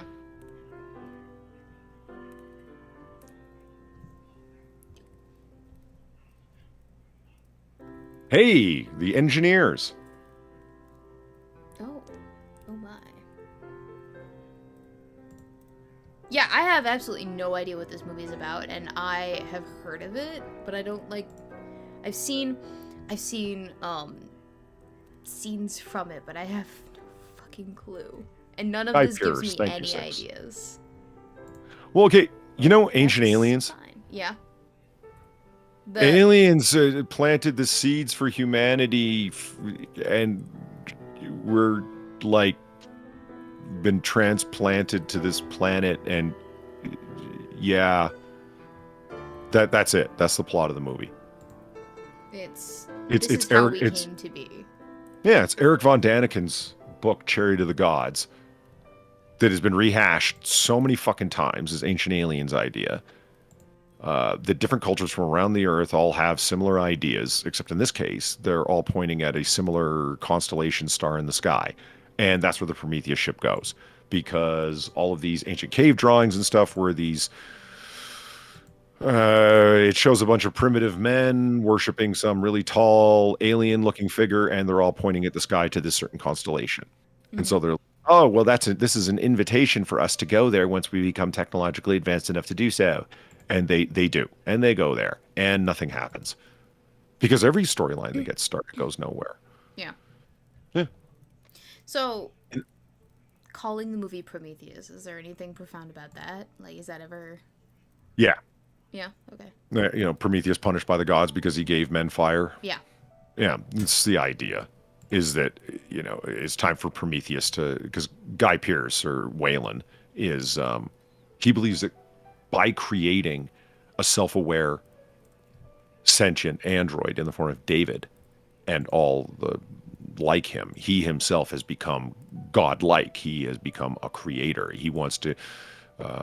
what the other gods were angry at Prometheus for doing was putting men on equal footing, or at least closer footing to the gods, by giving them technology, by giving them fire and so forth. And so he was punished accordingly. It's called Prometheus because he believes that by doing this, he has put himself on equal footing with the gods. Okay. And he wants to go meet his creator. He himself is a creator, so he wants to go meet these engineers because they created us. He's like, I'm ready now. Yeah, and where does that end up? Nowhere. Nothing ends up anywhere, Weebo. Nothing. It's fascinating they decide to make those aliens blue, because that movie is Blue Balls the movie. That looks white to me. That looks like pasty white. They're kind of blue. They're like powder blue. No. No. Hang on, I take umbrage with this. This is powder blue. This is freaking white. Powder blue, freaking white. I'm seeing the same color. No. No. No. No. No. Why are you so pathologically fixated on the right nomenclature for the right color? This is not the first time this has come up. Words mean things, Polly. Okay, it's fine. I'm gonna be deliberately obstinate about this until the day I freaking die. I don't think you needed to challenge anybody to it. I think we all expected that. Because she's a she, Polly. It has nothing to do with the fact that I'm a woman. Maybe a little bit, actually. It actually might have something to do with that. Do you know that women see more colors than men? I read that somewhere. I don't know if it's true.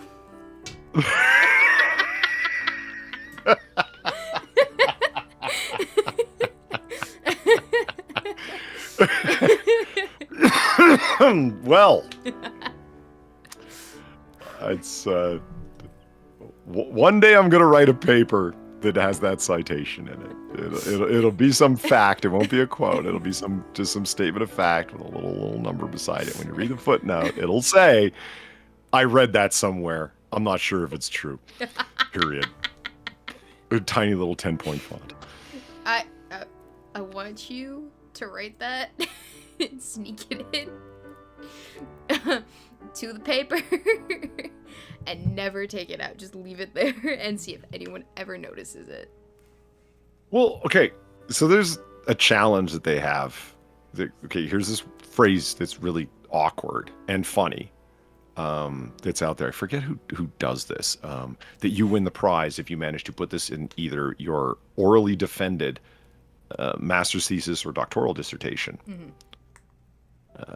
And the only rule being that it cannot be a quotation, because otherwise it would be quite straightforward. You would right. Need to quote somebody saying it. It's like, no, you need to somehow fit it in through your imagination and make it work. And people do it. My challenge to the year above me and beneath me and the same year as me was, who is willing to take up my challenge to submit to the archives a version of your thesis? You don't have to submit it to the defense committee that you're going to be orally defending against with this in it. But the final copy that they no longer have editorial control over that goes to the archives has to have the word, comma, the phrase, a sentence will end, comma, fuckers, period. And that's why this policy is actually unobtainable considering the amount of resources available. Fuckers.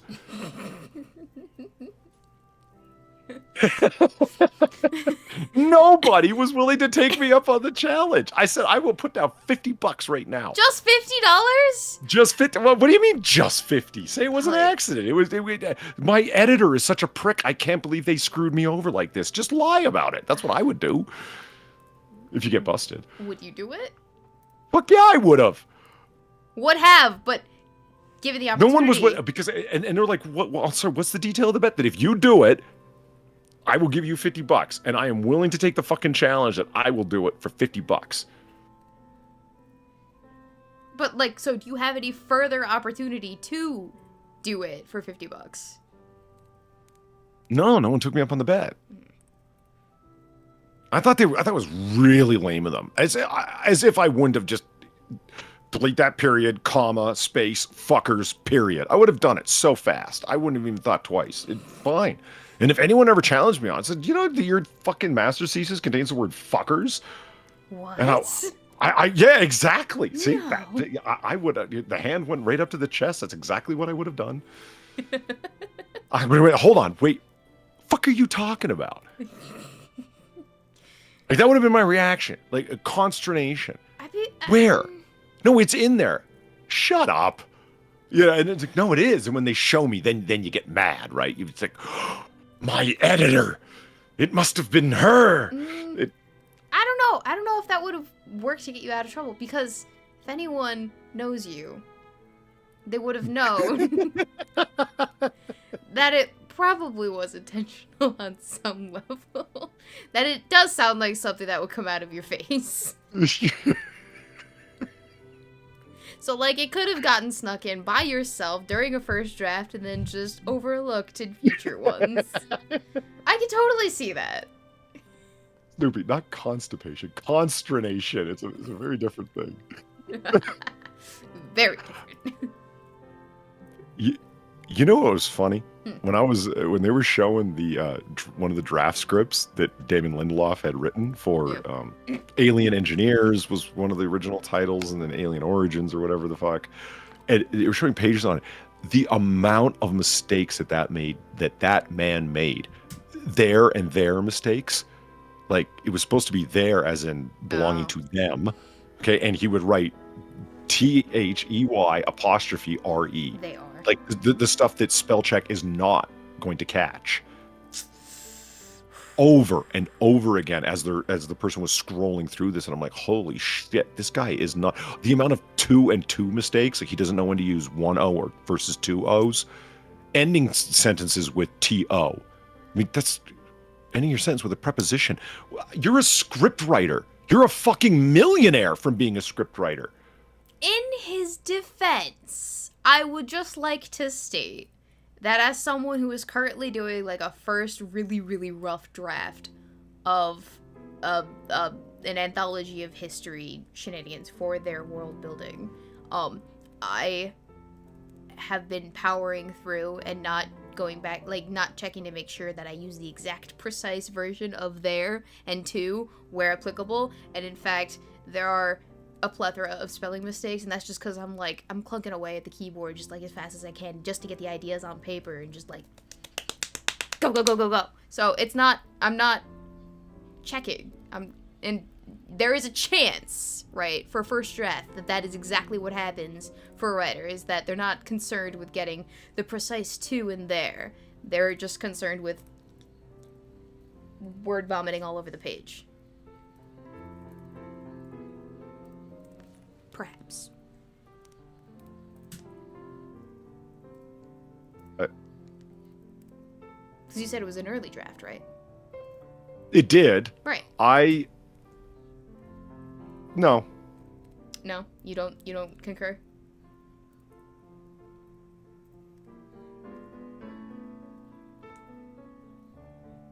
I'm just remembering that something submitted that was required an oral defense that I wrote one time actually had the phrase threshold of sufficiency in it. And because I was thinking while you were talking, it's like, okay, you're trying to get off pages, you know, like as you were saying, and the things that can happen when you're, and what does threshold of sufficiency mean? Sufficient. Literally. That's it. You just replace, just put the word sufficient there. You don't need to change anything else around it. It's synonymous. Right? The thing I said something hadn't passed the threshold of sufficiency. Something wasn't sufficient. That's it. Mm-hmm. And I just decided to type it into DuckDuckGo. Holy fuck. What does amiable mean by the notion of the threshold of sufficiency? Do you agree with her opinion that the evaluation could have a negative effect on creativity? Support your positions on these, etc.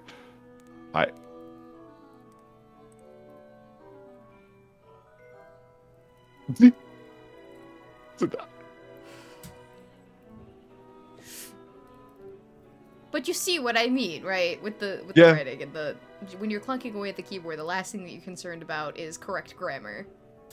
just to get but to the end of the thing. This is the point, Weebo. Right. I wrote that when I was on an all-night caffeinated bender of typing, like you said, trying to peel off shit. Now, when I read it, I thought, what the fuck is wrong with you, man? Like, this is like, I laughed, like an actual LOL. I laughed out loud when I was the only one in the room, like, oh my God, that's so bad. This is where your mind can go. I didn't change it. Like, out of whimsy or whatever the fuck you want to call it.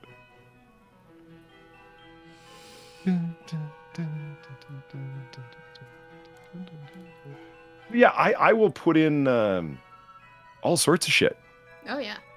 In papers submitted and you name it. I don't care. I used to separate contractions to meet word counts.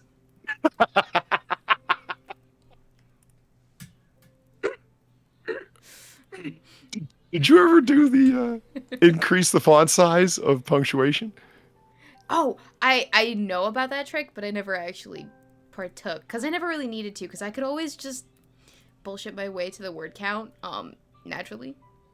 Mm-hmm. Just in general, or like the page count. I am a master of saying nothing in more words than not. Yeah, I've heard you talk. Ah! All right. It was a joke. Dems was jokes.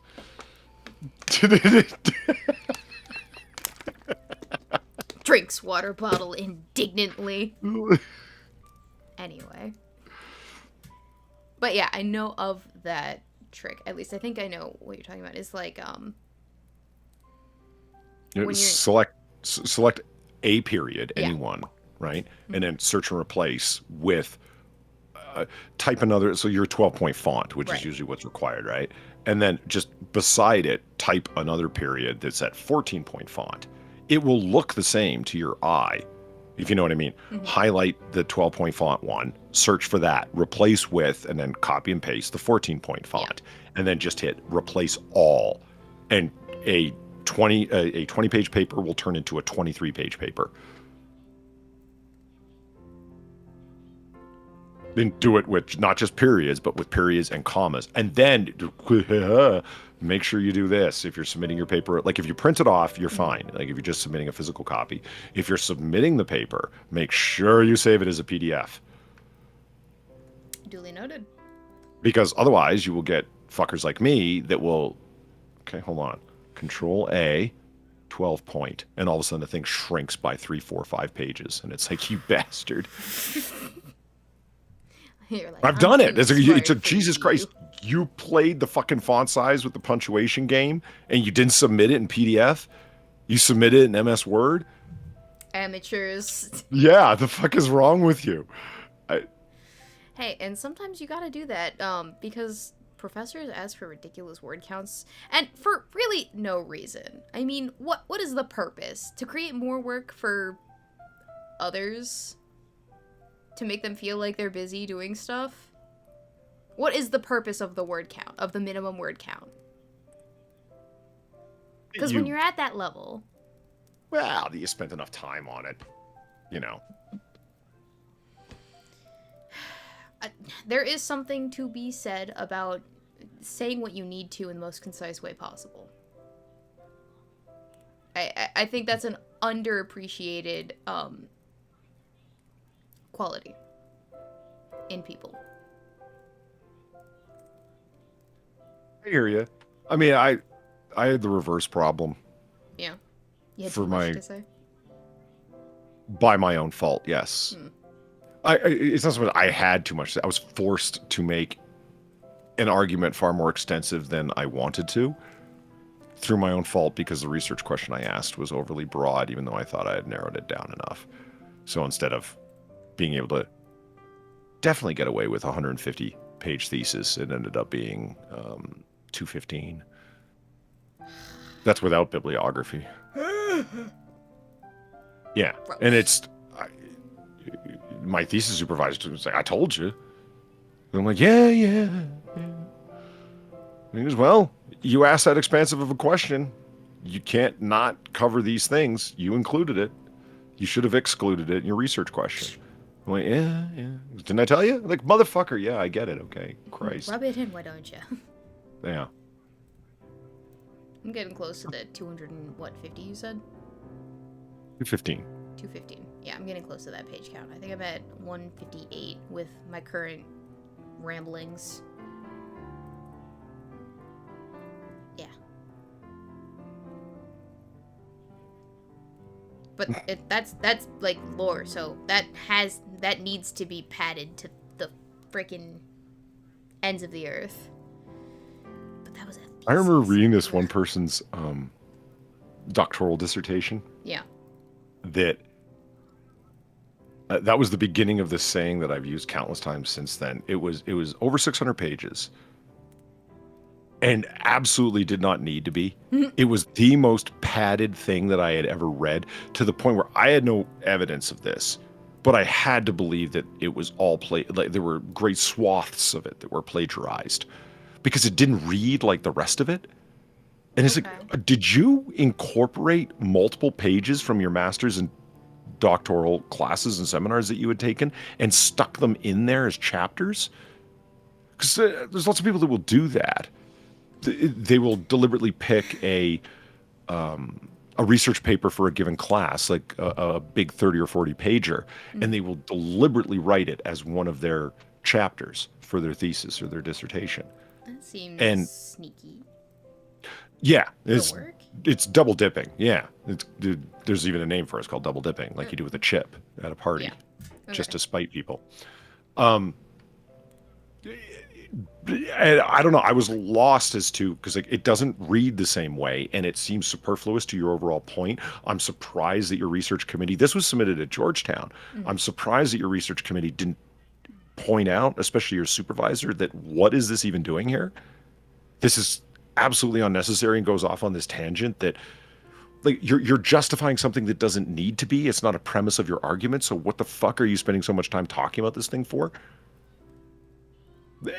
And I ended up leafing, right? Let me just flip ahead 5 fucking pages, because I had a physical copy of it. It was in our library, and it was directly related to the kind of stuff I researched, so that's why I even had it.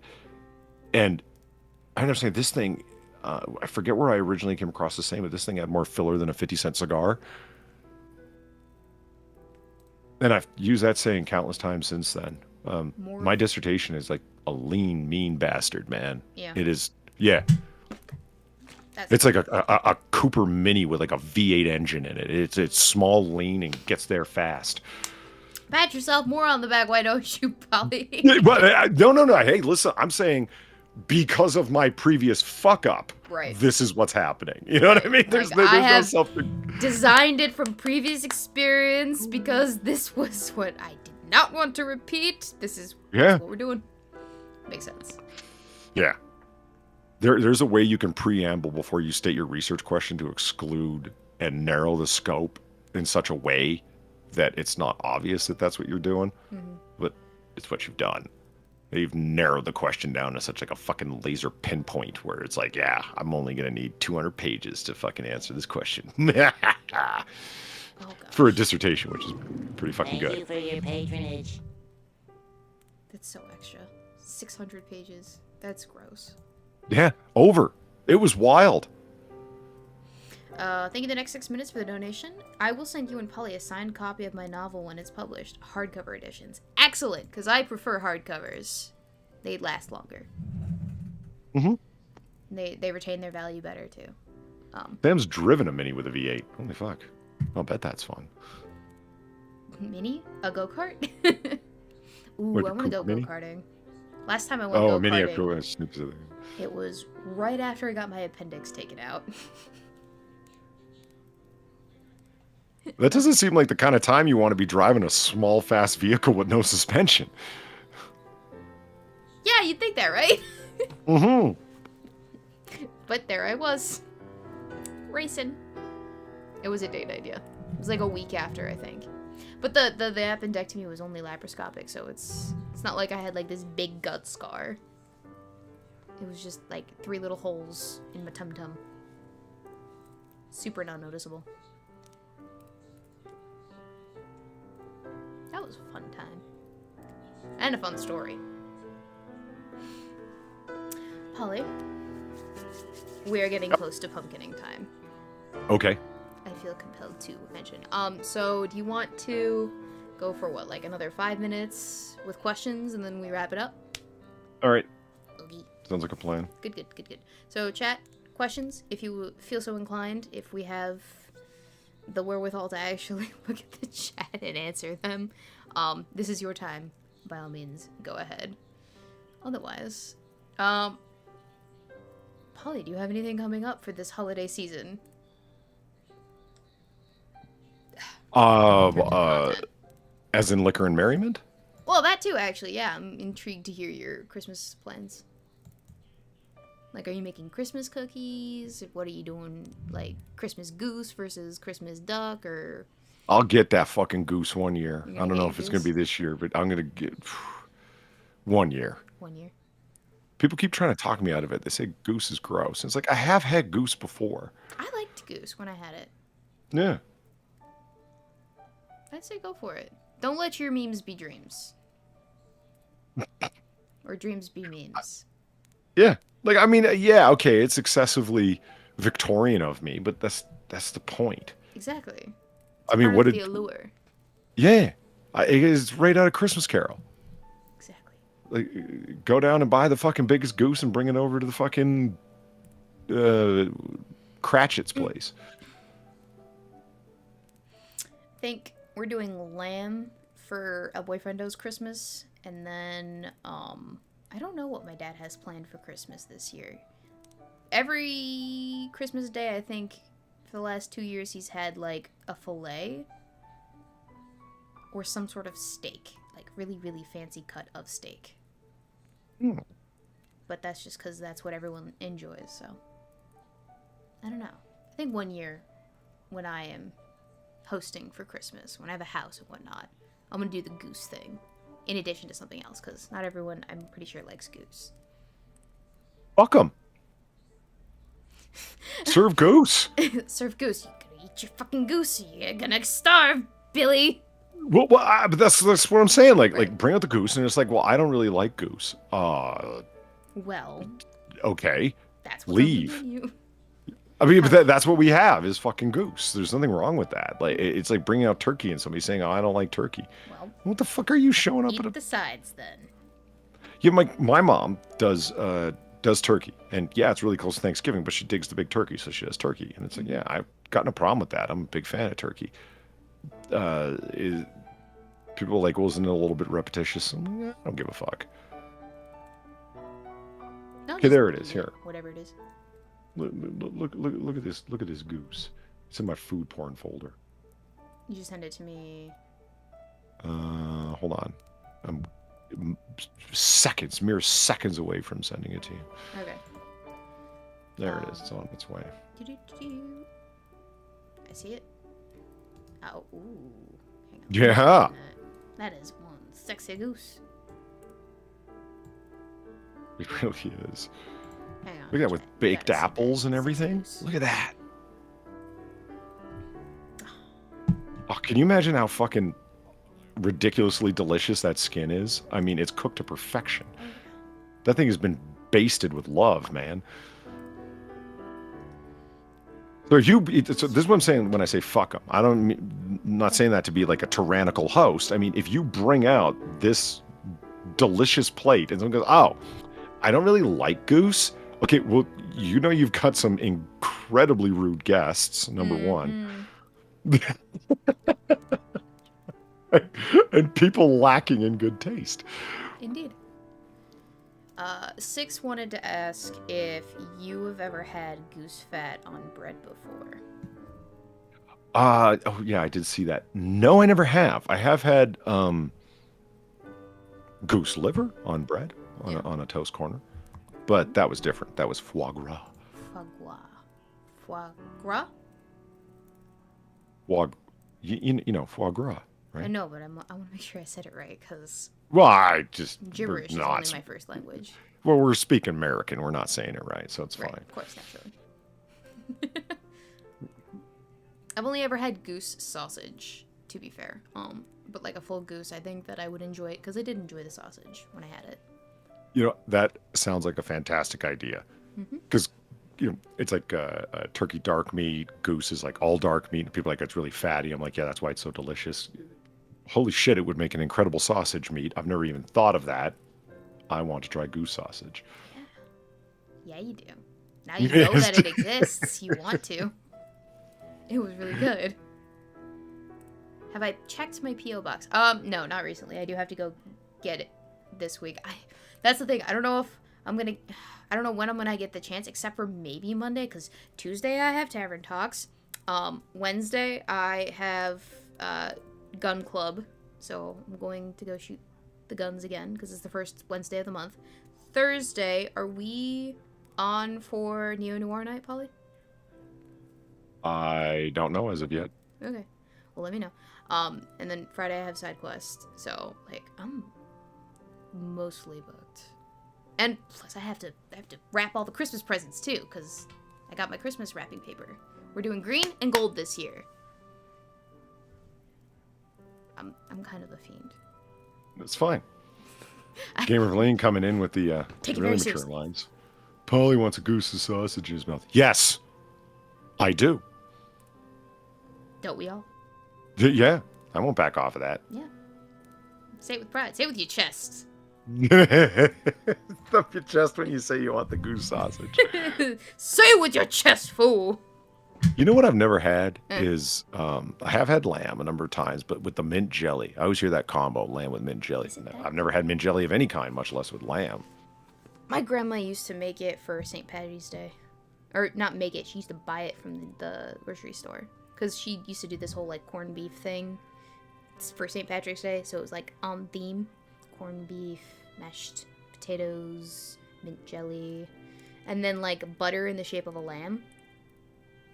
I don't get it. Well, But she I've did. only ever seen pictures of that.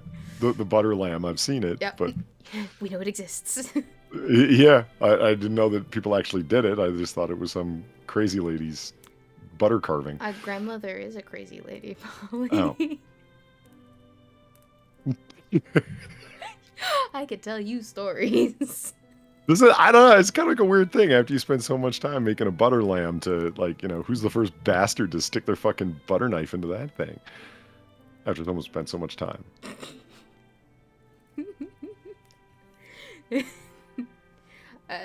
Usually it was my cousin, my oldest Yeah, cousin. someone's looking forward to stabbing the butter lamb, I'm sure. Well, he was a little instigator back in the day. So, of course. Yeah, fair enough. But her lamb! Okay. On that note, other than Christmas stuff, anything else you got planned, Polly? Content-wise. You want to chill? Yeah, no, I'm thinking about it. I wanted to do some extra noir bars through the Christmas season. We'll see how, like, through the month of December. We'll see how that works. Didn't get to do one weekend because of unforeseen extraneous circumstances. Hope everything's alright. Extending circumstances, not extraneous ones. Well, they were extraneous, but you get my point. Yeah.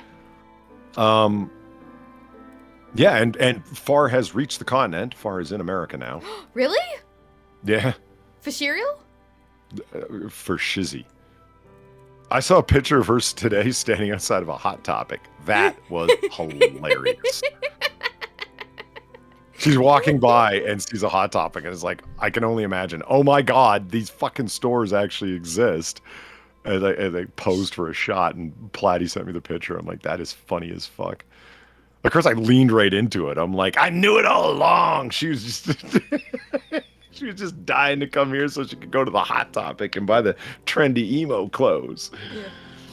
Oh my gosh. But yeah, she's here, so we're looking to do. And she's here for 2 months. Oh shit. So Yeah. all throughout the holiday season and then beyond. Yeah, so hopefully we'll be able to do some noir bars live that are Oh, that'll be fun. we're in the same, well, close to the same time zone, but we're planning a get together. And how fun would it be to do a live noir bar when Far and I are both in the room? So like, it would be like basically the same thing, except that when I crack jokes, I would be subsequently struck. So you would hear like, Right. Whack. yeah, and ow! Like. There would be immediate suffering. Right, so and But- she's got like she's a little person, right? So she's got all this pent up rage too. So the whacks are even more whack than. Well, she they can have all were. the pent up rage she wants. I've explained to her very clearly before she ever stepped foot on an airplane that she had a good 15 to 18-minute shake coming once I encounter her. Oh so yeah, it- yeah. Yeah. You've warned me of that too. It's- Ah! yeah, for all the times I said, if I give you such a shake, it's oh yeah. Right. So it'll be reciprocal. A noir bar from an actual bar. Maybe. That would be fun, actually. Go to a speakeasy and just bring my laptop, and here we are at a bar as we get progressively drunker. Yeah, that would be fun. Well, I'm excited for that meetup for you guys. Sounds Well, like fun. we are planning on doing it. First, like we really got to plan this out in more detail because 60 days to do it. It's a lot of time, but then again, not that much time. You got to plan accordingly. So where is the middle? The middle of everything is Las Vegas is the answer. No, it's true, and I'll tell you why. Oh. Yeah, absolutely. Look at what the prices are to fly into Las Vegas. Alright. Cheap as shit. Because they don't charge landing fees at the Las Vegas airport.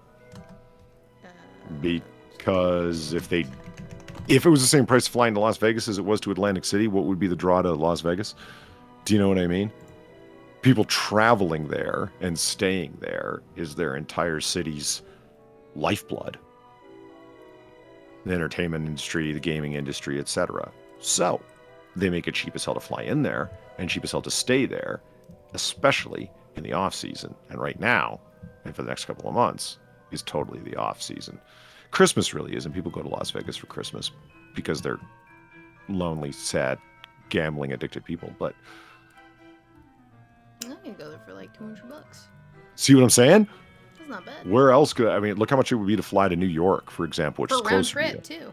Fuck. Yeah, see what I'm saying? Like, and the hotels cheap as dirt, especially if you're not staying like at, I don't know, the Luxor penthouse or whatever the fuck. Do you see what I'm saying? Like the whole trip could be extremely cheap. So like that is the center of everything, even if you live quite far away from there, because it's inexpensive to travel and stay. We have talked And about liquor's this. cheap, especially if you're off the strip.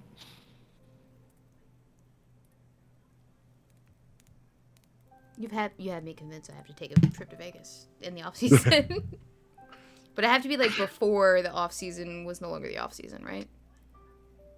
Say it again. What? So the off season is only the off season for so long until it becomes the on season again, right? Right. So when would the on season be?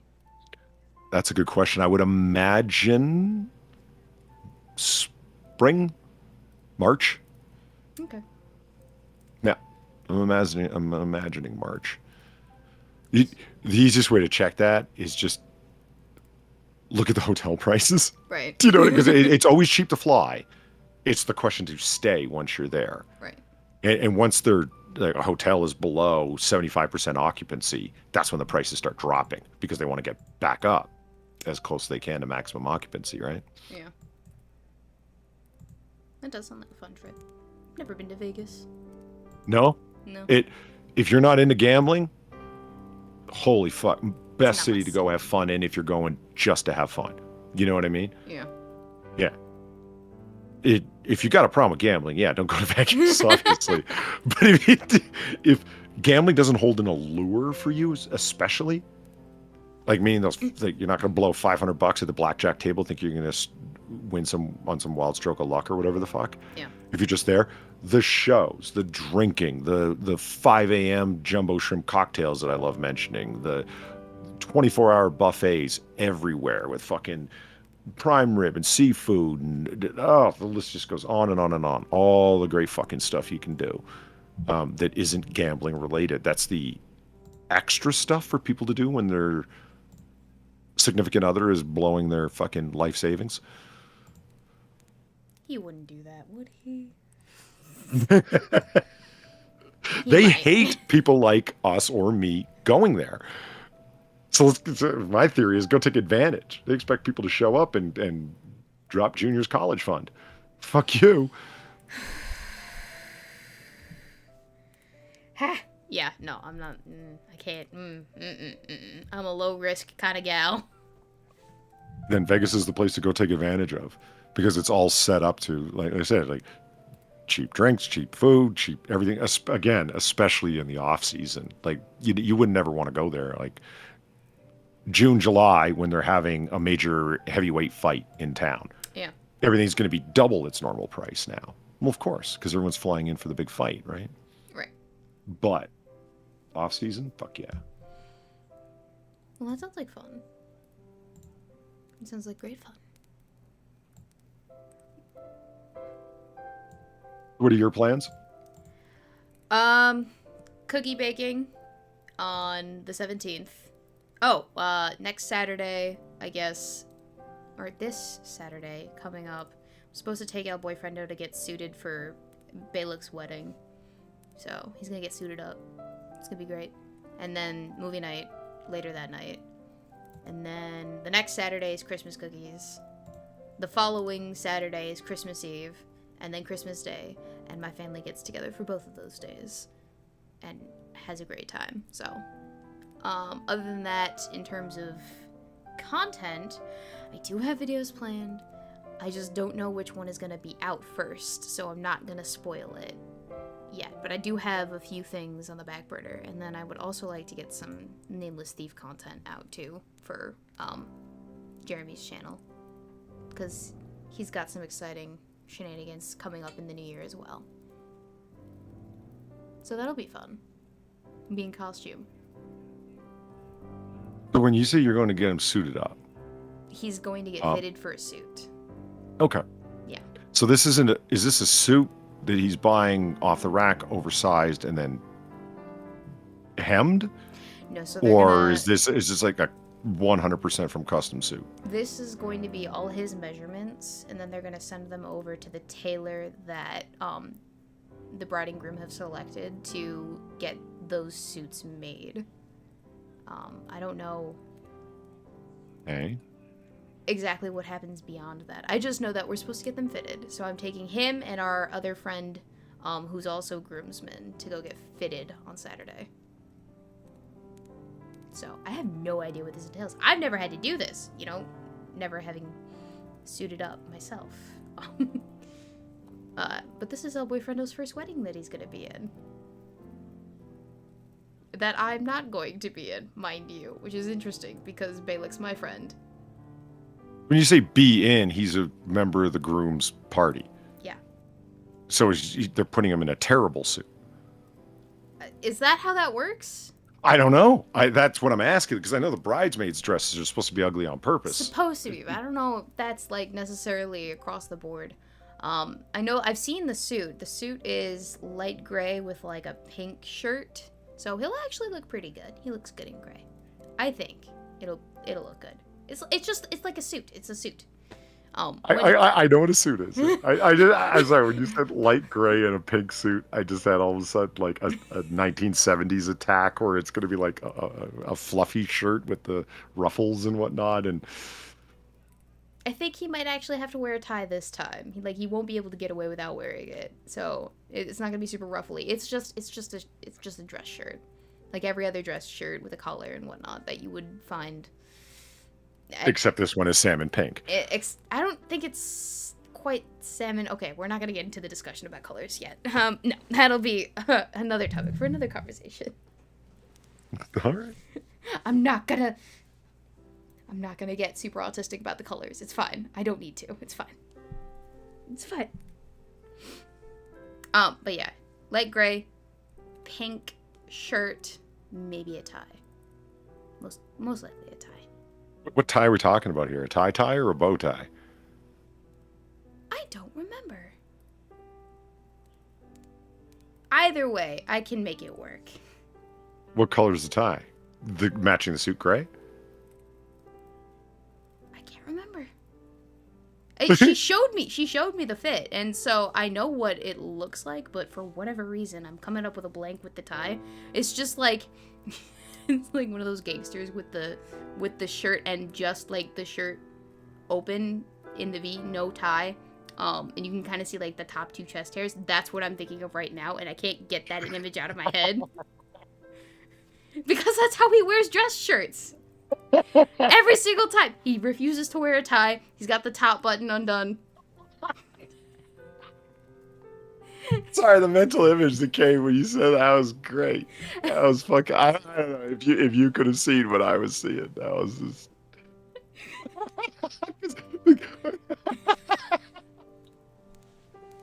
I just created one of the best comedic images. It was.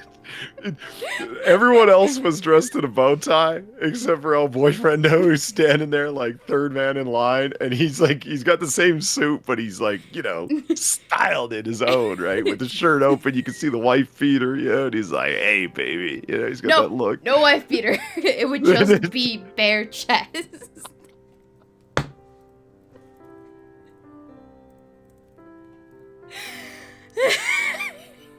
Fuck. Yeah, that was good. He shows up gangster style to the wedding. Yeah, that's a very particular kind of gangster style. I don't know what my cousin Vinny style, I guess. No, like Snoop Sam's said. got it. Yeah. Greek mafioso. He's even got the gold chain with the cross to go with it. So it's like perfect. That's fucking charming. Okay. And I'll leave you on that image, chat. All right. All right. So shall we call it a stream then? Yeah, sure. Let's do that. Okay. Are we doing this next week? Next week would be the 11th. Oh, yes. I don't. Yeah. All right. Cool. Okay. So, chat, as long as everything goes swimmingly on both of our ends and nothing horrible transpires between now and then, we shall be here next week. Same time, same place, same otter, same face. In the meantime, have a good week, ladies and gentlemen. Have a good night.